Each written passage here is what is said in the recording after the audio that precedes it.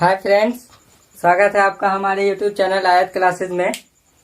तो आज हम लोग आगे पढ़ेंगे ट्रायंगल, त्रिभुज। एक बात और, कल जो क्लास का क्वेश्चन होमवर्क के लिए दिया गया था उसको आप लोग बनाइए और उसका जो है सॉल्यूशन 1-2 दिन में आपको वीडियो के माध्यम से दे दिया जाएगा। तो उसको फिलहाल जो है ना प्रैक्टिस करते रहना है। तो आगे चलते हैं हम लोग आज ट्रायंगल की तरफ, त्रिभुज की तरफ। तो त्रिभुज क्या होता है, त्रिभुज के बारे में हम लोग जानेंगे। तो त्रिभुज 3 भुजाओं से घिरे हुए क्षेत्र को हम लोग त्रिभुज कहते हैं। आप लिख लीजिए।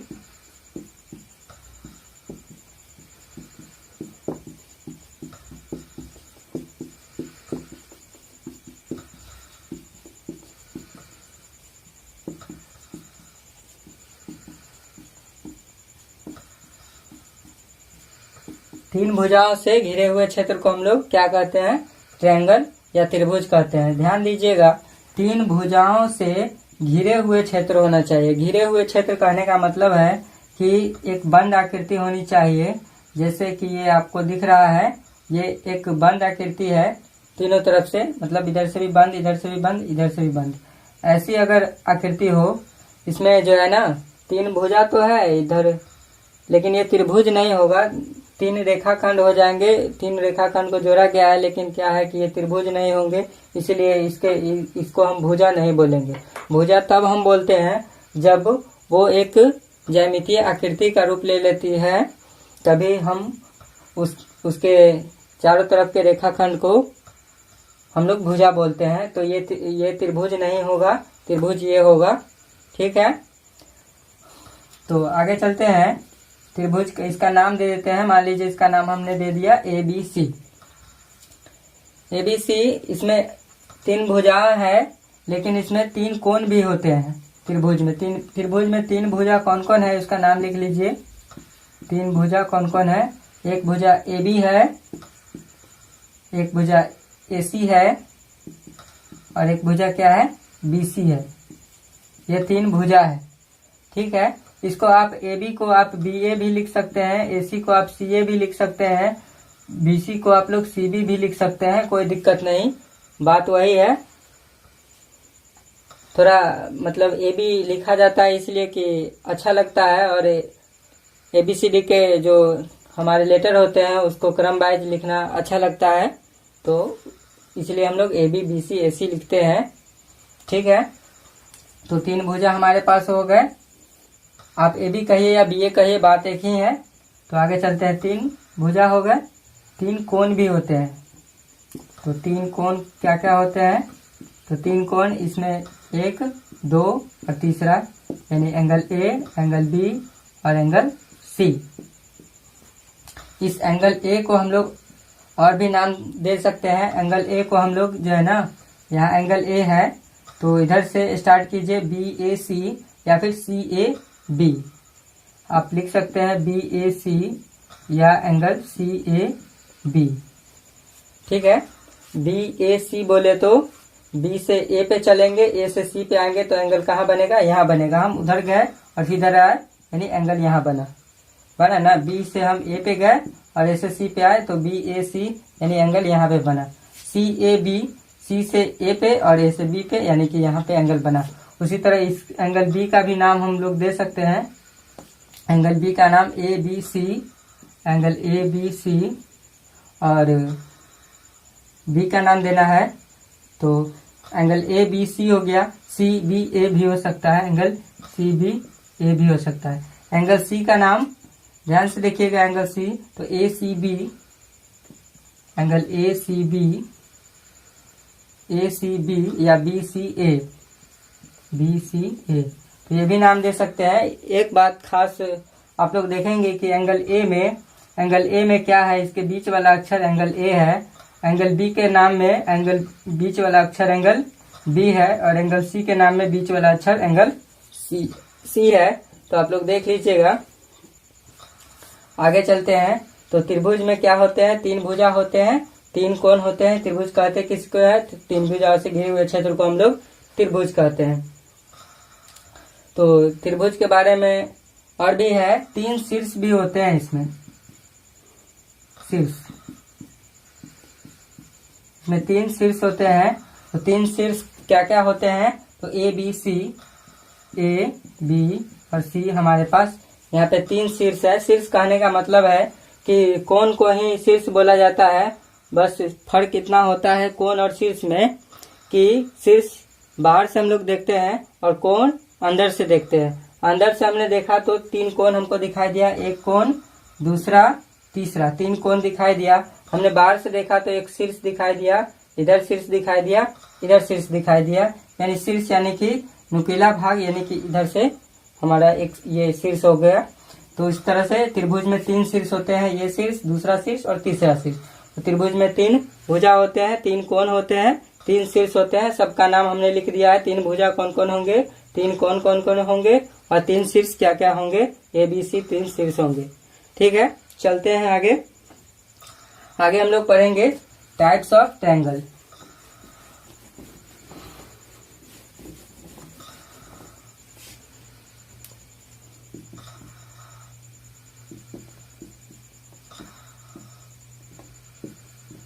त्रिभुज के प्रकार यानी कि टाइप्स ऑफ ट्रायंगल। तो त्रिभुज के प्रकार, त्रिभुज के में हमने अभी देखा कि 3 भुजा होते हैं, 3 कोण होते हैं। तो हमको भुजा के आधार पर अलग से देखना पड़ेगा, कोण के आधार पर अलग से देखना पड़ेगा। तो अगर हम कोण के आधार पर त्रिभुज देखते हैं, कोण के आधार पर, कोण के आधार पर मतलब आधार हम लोग बेस मानते हैं कोण को, तो कोण पर ही दिमाग लगाएंगे कोण के बारे में। तो कोण के आधार पर त्रिभुज जो है 3 प्रकार के होते हैं। तो पहला, दूसरा, तीसरा। पहला होता है न्यून कोण त्रिभुज, न्यून कोण त्रिभुज। दूसरा समकोण त्रिभुज और तीसरा अधिक कोण त्रिभुज। इसको हम लोग न्यून कोण को एक्यूट एंगल बोलते हैं, तो इसको हम लोग एक्यूट एंगल ट्रायंगल बोलते हैं। उसके बाद समकोण को हम लोग राइट एंगल बोलते हैं, तो राइट एंगल ट्रायंगल होता है। और इसको हम लोग ऑब्ट्यूज एंगल ट्रायंगल बोलते हैं। अधिक कोण को हम लोग ऑब्ट्यूज एंगल बोलते हैं। तो जैसा कि आप सभी को पता होगा, न्यून कोण के बारे में थोड़ा सा जान लेते हैं। न्यून कोण, न्यून कोण त्रिभुज कैसा होता है, तो न्यून कोण का मतलब क्या होता है, न्यून कोण, न्यून यानी कि हम लोग बताए थे कि न्यून कोण क्या होता है, 90 डिग्री होता है। न्यून मतलब छोटा होता है, न्यून मतलब छोटा, तो छोटा सा यानी कि छोटा कोण, तो 90 डिग्री से छोटा, 90 डिग्री से छोटा। तो वह त्रिभुज जिसमें कोई एक कोण, कोई भी एक कोण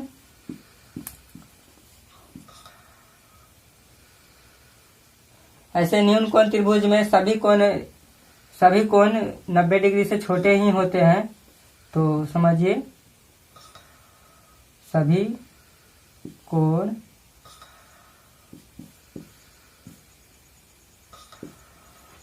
वह त्रिभुज जिसमें सभी कोण 90 डिग्री से छोटा हो, उसको हम लोग न्यून कोण त्रिभुज बोलते हैं। जैसे मान लीजिए कि ये त्रिभुज है, हमने एक त्रिभुज बनाया, इसमें अगर हम कोण को देखते हैं तो ये कोण है हमारे पास, ये हमारे पास मान लीजिए कि 50 डिग्री है।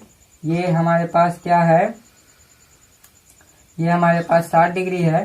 तो ये क्या होंगे, 6 5 11 यानी कि 110 हो गया।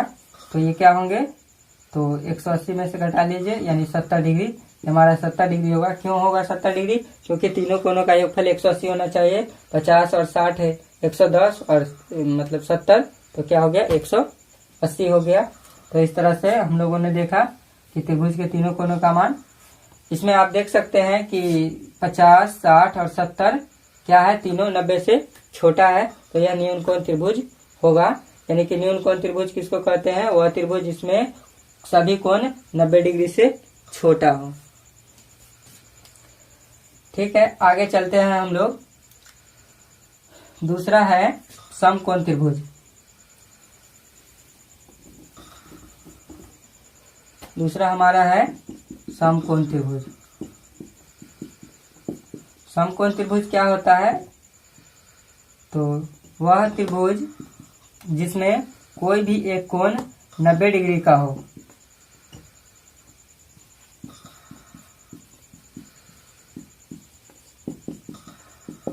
कोई भी एक कोण क्या हो, 90 डिग्री का हो, तो हम लोग उसको समकोण त्रिभुज बोलते हैं। जैसे देखिए यहाँ पे हमने एक समकोण त्रिभुज बनाया। यहाँ पे मान लीजिए आपको लग रहा होगा ये सीधा है, ये 90 डिग्री है, ये हमारा 90 डिग्री का एंगल हो गया।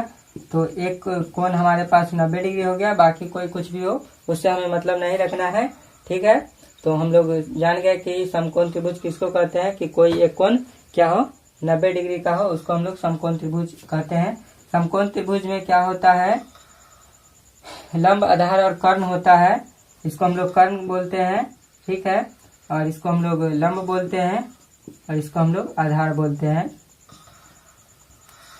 तो इसके बारे में हम लोग बाद में जानेंगे। लंब, आधार, कर्ण जब हम लोग त्रिभुज का थ्योरम पढ़ेंगे तब इसका चर्चा होगी। तो आगे चलते हैं। अभी फिलहाल बस समकोण त्रिभुज 90 डिग्री का हो कोई भी एक कोण, तो उस त्रिभुज को हम लोग समकोण त्रिभुज बोलते हैं। बस इतना ही जानेंगे। उसके बाद अधिक कोण त्रिभुज। तो अधिक कोण क्या होता है?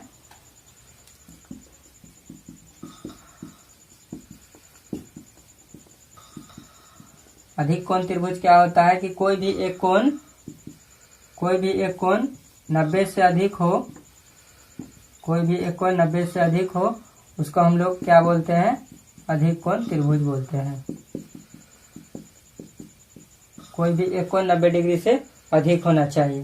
जैसे मान लीजिए कि हमने ये त्रिभुज बनाया, तो इसमें आप देखिए कि आपको दिख रहा होगा कि ये कोण 90 से अधिक होगा, क्योंकि चांद में क्या होता है, हमने देखा है चांद में क्या होता है कि यहाँ 0, यहाँ पे 90 होता है और ये 180 होता है। तो हम 0 से स्टार्ट करते हैं, 90 तक जाते हैं और 90 के बाद आगे जाते हैं तो 100, 110 इस तरह से हमारा होता है।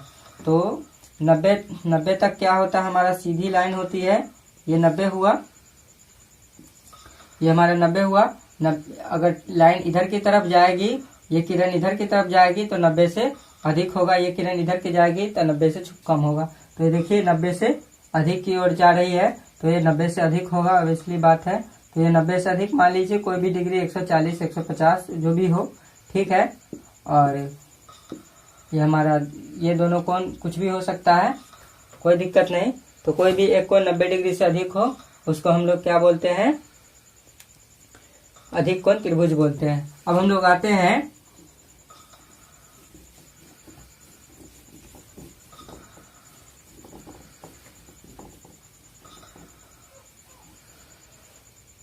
भुजा के आधार पे।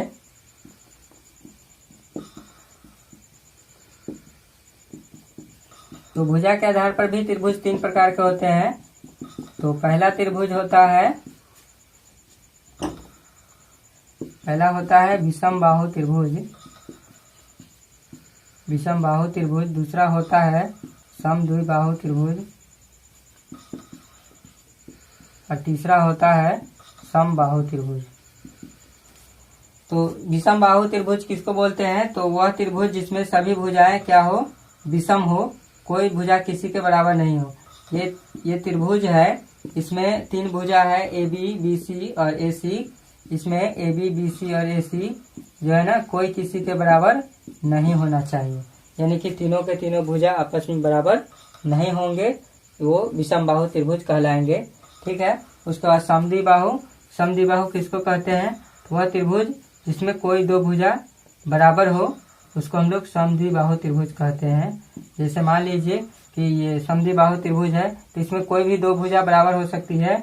ये दोनों भुजा भी एक दूसरे के बराबर हो सकते हैं, या फिर ऐसा भी हो सकता है कि ये दोनों भुजा आपस में बराबर हो जाए। ऐसा भी हो सकता है कि ये दोनों बराबर हो जाए, तो कोई किसी के बराबर हो जाए, दो बराबर होगा, तीसरा अलग होगा। जैसे इसमें देखिए ए बी और ए सी बराबर है, इसमें ए बी और बी सी बराबर है, ए सी अलग है।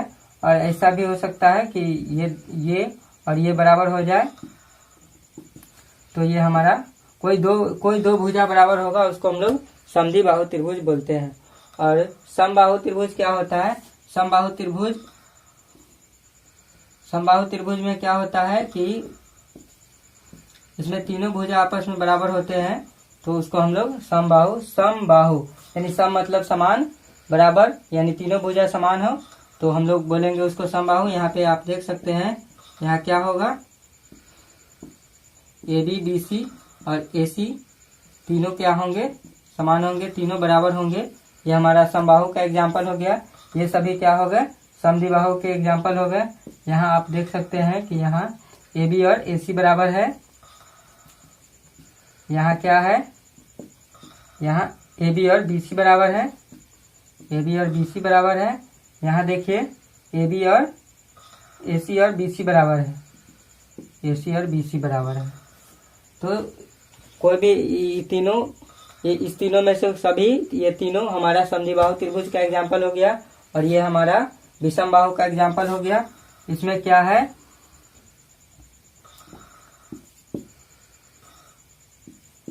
इसमें क्या है कि कोई भी भुजा, इस तीनों में से कोई भी भुजा किसी के बराबर नहीं। AB BC AC तीनों अलग है, तीनों में से कोई किसी के बराबर नहीं है। तो ये हम लोग त्रिभुज के प्रकार पढ़ लिए। अब चलते हैं आगे।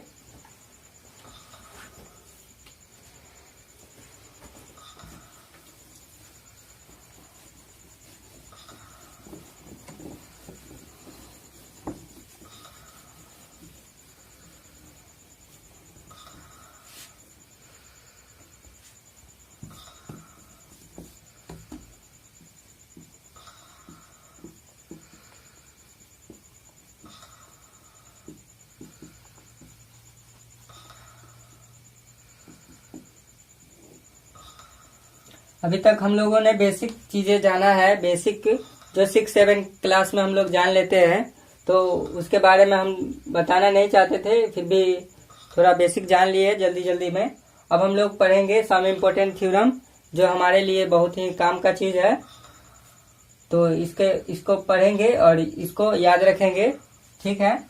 और अच्छे से ध्यान से आप समझेंगे। वो सब चीजें जो थी 6-7 का था, वो जल्दी जल्दी इसलिए बताया गया है कि आपको ये सब पता होता है। तो आप लोग देखिए यहाँ पे सम इम्पोर्टेंट थ्योरम, कुछ महत्वपूर्ण जो हमारे प्रमेय होते हैं, थ्योरम यानी कि प्रमेय, तो उसके बारे में जानेंगे। सबसे फर्स्ट थ्योरम है कि त्रिभुज, किसी भी त्रिभुज के सभी अंतःकोणों का योग, सभी अंतःकोणों का योग 180 डिग्री होता है। तो ये पहला थ्योरम था, ये भी सबको पता है, याद रहता है, तो इसके बारे में भी ज्यादा डिटेल्स में हम चर्चा नहीं करेंगे। दूसरा थ्योरम होता है किसी भी समकोण त्रिभुज में कर्ण का वर्ग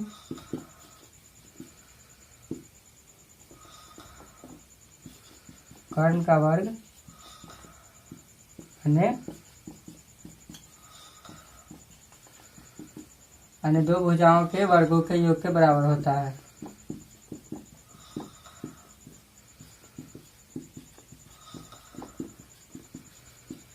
इसको हम लोग क्या बोलते हैं, पाइथागोरस प्रमेय बोलते हैं। जो आप लोग 10th में पढ़े होंगे कि समकोण त्रिभुज में कर्ण का वर्ग अन्य दो भुजाओं के वर्गों के योग के बराबर होता है, पाइथागोरस प्रमेय कहते हैं। ये भी सबको पता होता है। तो इसको थोड़ा सा ऐसे लिख देते हैं, कर्ण का वर्ग अन्य दो भुजाओं के वर्गों के योग के बराबर होता है। तो समकोण त्रिभुज में क्या होता है, ये हमारा कर्ण होता है और ये हमारे क्या होते हैं, जो बच गए वो दो भुजा, वो अन्य दो भुजा कौन कौन होंगे, तो एक होंगे लंब और दूसरे होंगे आधार। तो लंब और आधार दोनों के वर्गों के योग के बराबर होगा कर्ण का वर्ग। कर्ण का वर्ग क्या होगा, लंब और आधार के वर्गों के योग के बराबर होगा। वर्ग यानी कि स्क्वायर, ठीक है। तो कर्ण का स्क्वायर क्या होता है, लंब के स्क्वायर और आधार के स्क्वायर के दोनों के स्क्वायर का प्लस होता है कर्ण का स्क्वायर। बात समझ गए होंगे। कर्ण का स्क्वायर, जैसे मान लीजिए एज फॉर एग्जाम्पल के तौर पे हम लोग देखते हैं, जैसे ये समकोण त्रिभुज है, अगर इसमें लंब हमारे पास क्या है,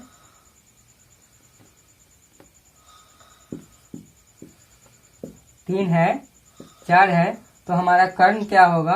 तो कर्ण हम लोग देखेंगे तो कर्ण के बारे में हम लोग जानते हैं। अभी पाइथागोरस पर में हम लोगों ने देखा है क्या होता है कि कर्ण का वर्ग लंब इसके वर्ग और आधार के वर्ग के योग के बराबर होता है।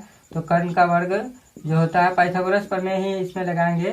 तो पाइथागोरस प्रमेय के अनुसार कर्ण का वर्ग लंब के वर्ग के और आधार के वर्ग के योग के बराबर होगा। तो कर्ण हमारे पास हमको कर्ण निकालना है। तो हम लोग कर्ण का वर्ग रहने देते हैं। लंब हमारे पास 3 है तो 3 का वर्ग 3 का स्क्वायर और ये 4 है तो 4 का स्क्वायर यानी कि हो गया 9 और ये हो गया 16।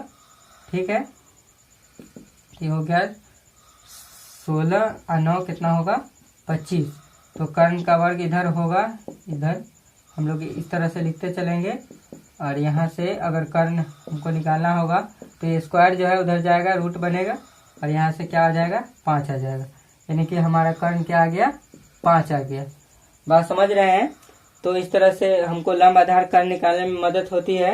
यानी कि कर्ण का जो वर्ग होता है यानी 5 जो हमारा कर्ण है उसका जो वर्ग होगा वो क्या होगा तो 25 होगा। तो 25 क्या होगा कि इस दोनों के वर्गों के योग के बराबर होगा। यानी कि 3 के वर्ग 9 और 4 के वर्ग 16। तो 9 और 16 के योग के बराबर होगा। तो समझ गए होंगे पाइथागोरस प्रमेय, सिंपल था। अगला तीसरा थ्योरम हम लोग देखते हैं।